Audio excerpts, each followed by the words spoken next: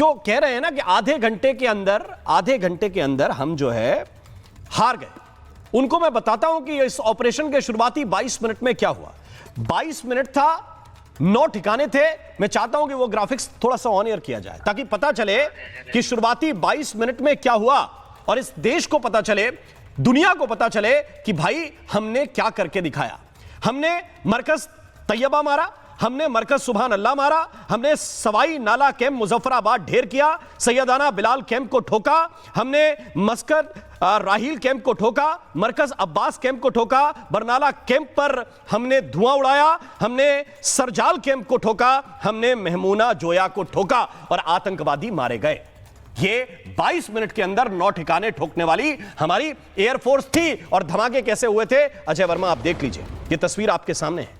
क्या हुआ शुरुआती आधे घंटे में पाकिस्तान के अंदर? दूसरे दिन जो जनाजों की जो लंबी लंबी कतारें थी, जहां पर आतंकवादी भी खड़े थे, उनकी सेना भी खड़ी थी, आईएसआई भी खड़ी थी, वो सारे सबूत इस पूरी दुनिया ने देखे। ये 22 मिनट के अंदर हुआ और आप बता रहे हैं आधे घंटे में भारत हार गया। अजय वर्मा जी। राम मोहन जी, जब युद्ध चल रहा था और आपका भी टीवी चैनल दिखा रहा था इसमें महत्वपूर्ण तरीके से, जहां आप पहले थे या यहां थे, दोनों जगह कि हमने लाहौर जीत लिया है, हम अंदर घुस गए, हम कराची में घुस के मारे हैं। जब हम घुस गए थे, जीत लिया था, तो आपने जीता या युद्ध को सरेंडर करा? क्यों घुटनों पे आई थी? सेना पे ना हमारा कोई आक्रमण है, ना सेना पे। क्या बात कर रहे हैं? सवाल हमारा देश आप की रिपब्लिक भारत पे बैठे हैं। रिपब्लिक भारत ने कोई ऐसी खबर नहीं दिखाई और दुनिया भर का ठेका मैं नहीं लेता, मैं दुनिया भर का ठेका नहीं लेता। हमने ऐसी कोई खबर नहीं दिखाई। दूसरी बात, अगर आपको यह भ्रम है युद्ध के दौरान कि लाहौर तक नहीं गए, तो मैं आपको वो नोट भी दिखा देता हूं। 1 मिनट सुन लीजिए। अगर आपने यह सवाल उठाया है कि लाहौर में क्या हुआ, मैं बताता हूं आपको। ये नूर खान कहां पे है? ये नूर खान बेस कहां है? चकलाला। ये ठोका। ये सरगोदा कहां है? एक ग्राफिक्स जरा डालिए ताकि अजय वर्मा को भी दिखे, इस देश को भी दिखे, जो ये सवाल पूछते हैं कि लाहौर में कुछ नहीं हुआ। ये पूछते हैं, ये मैं बताना चाहता हूं, मेरे पास सारे डिटेल हैं। ये झूठ नहीं चलेगा भाई। ये लाहौर का एयर डिफेंस किसने उड़ाया? ये लाहौर का एयर डिफेंस किसने उड़ाया? मैं आपको एयर डिफेंस सिस्टम कहां उड़ाए गए, ये पासरूर का एयर डिफेंस किसने उड़ाया, ये चुनियन का एयर डिफेंस किसने उड़ाया, ये मलीर कैंटोनमेंट का एयर डिफेंस किसने उड़ाया, ये HQ-9 रडार साइट किसने उड़ाई? ये भारत की फौज ने उड़ाई दादा, ये भारत की फौज ने उड़ाई। ये नूर खान चकलाला में है, ये सरगोदा का एयरबेस है, ये रहीम यार खान एयरबेस कहां है, ये भोलारी एयरबेस कहां है, ये जकोबाबाद कहां है? आप जानते हैं ना, आप जानते हैं। नक्शा देखिए, नक्शा मैं आपको एक एक करके बता रहा हूं। ये सुक्कुर, ये रफीकी, ये मुरीद, ये स्कार्दू, ये चुनैन, ये क्या है भाई? ये ठोका है, ये ठोका है। तब डंके की चोट पर बोलते हैं कि पाकिस्तान को अंदर जाके मारा है। एक एक सैटेलाइट इमेज इसके सबूत के तौर पर हमारी फौज ने आकर दिखाई सर। और आप कह रहे हैं कि भाई लाहौर में नहीं ठोका। आपको लाहौर ठोकना नहीं दिखा? तो आपने 95 दिन बाद बता दिया। मैं बता रहा हूं, कैसे खूंखार आतंकवादी मैं बता रहा हूं आपको। सिद्धार्थ बताएंगे आपको थोड़ा बेहतर। सिद्धार्थ, ये कितने सबूतों के बाद मानेंगे भाई? कि मानना ही नहीं है कि हमारे देश की फौज ने जो किया, सिद्धार्थ, वो मानना ही नहीं है। इन्हें सिर्फ वो मानना है जो पाकिस्तान प्रायोजित है, जो पाकिस्तान ने कहा। सिद्धार्थ प्लीज ऑर्डर दिलाने, ये बहुत ही गलत। 1 मिनट रुक जाइए अजय जी। राम जी, इन लोगों की समस्या क्या है? जिन लोगों के कार्यकाल में 26/11 होने के बाद शर्म शेख डायलॉग में बैठ करके बातचीत होती हो और वीजा को लिबरलाइज कर दिया जाता हो और पाकिस्तान से FDI अलाउ कर दिया जाता हो, वो लोग बर्दाश्त नहीं कर सकते कि आतंकी घटना के बाद आज उरी होता है, बालाकोट होता है, सर्जिकल स्ट्राइक होती है, एरियल स्ट्राइक होती है, घर में घुस के मारा जाता है। आज ऑपरेशन सिंदूर के अंदर इंटरनेशनल बॉर्डर क्रॉस करके पहली बार दुनिया की कोई घटना हुई कि 300 किलोमीटर अंदर जाकर के मिसाइल दागी और आर्मी बेस को उड़ाने का काम किया।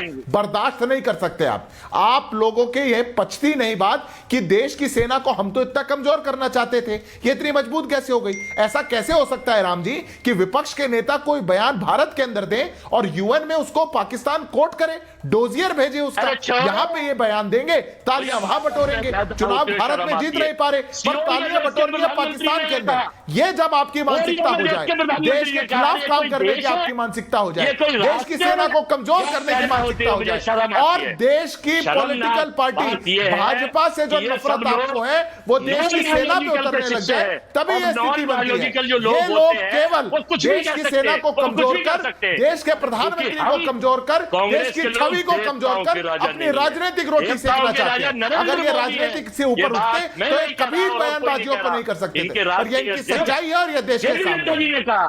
तो देवताओं के राजा से हम क्या मैं उम्मीद कर सकते हैं? से चलना चाहता हूं एएस बहल साहब के पास। मैं दोनों आपको रोकना चाहता हूं, इधर उधर की बात मत कीजिए, इस देश को सच्चाई पता चलने दीजिए। एएस बहल साहब बहुत सीनियर ऑफिसर हैं एयरफोर्स के।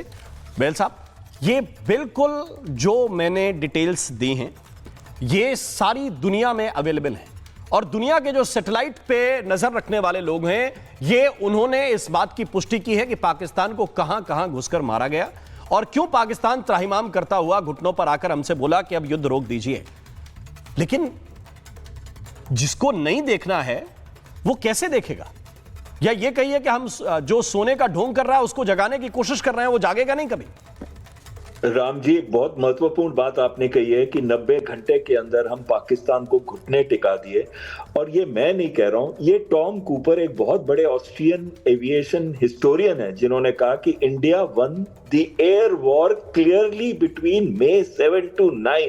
हमें हिंदुस्तानियों की बातों पे विश्वास नहीं, कम से कम बाहर के जो एनालिस्ट जो मॉनिटर करते हैं, जिन्होंने ये सैटेलाइट पिक्चर्स देखी हैं, हमने 11 से 12 एयर बेसेस उनके खत्म कर दिए, तबाह बर्बाद। आपको याद होगा नूर खां की आपने बात की थी, जो कि बिल्कुल उनकी स्ट्रेटेजिक प्लान्स डिविजन्स के पास उनका ऑपरेशनल कॉम्प्लेक्स को खत्म कर दिया था। लाहौर के पास हमने उनका रेडार और HQ-9 सिस्टम, मुरीद, अब भोलारी, जकोबाबाद, सरगोदा, जब हमने सरगोदा के पास बॉम्ब गिराए तो ट्रेमर्स जो थे वो अमेरिका तक पहुंचे, क्योंकि किराना हिल्स बिल्कुल साथ में है वहां पे।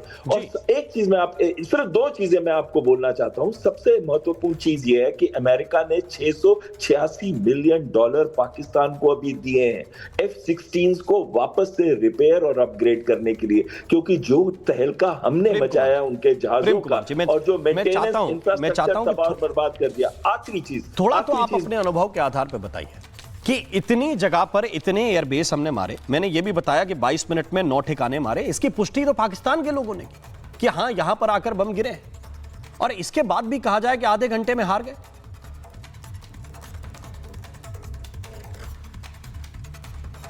ये किससे है प्रेसिडेंट? प्रेम कुमार जी। जी। अच्छा, देखिए राम मोहन जी, ये बात नहीं है कि हार गए और जीत गए। बात ये है, मैंने पहले भी कहा कि हमने गलती की, ये हम जानते हैं, और तीसरे दिन हम गलती को सुधार कर सटीक हमला कर रहे थे और उसी समय सीज फायर कर दिया गया। हमारी सेना को काम करने ही नहीं दिया गया। हम जो गोल हासिल करना था पाकिस्तान में घुस करके, वो करने ही नहीं दिया गया। नहीं तो गोल कौन डिसाइड करेगा कि गोल क्या था? ये प्रेम कुमार जी डिसाइड करेंगे व्हाट इज द गोल। गोल बहुत स्पेसिफिक था जो शुरुआत के आधे घंटे में बता दिया था सेना ने ऑपरेशन सिंदूर के तुरंत बाद ट्वीट करके कि हमारा गोल ये था कि वहां के आतंकी ठिकाने ठोकने, और वो ठोक दिए गए थे।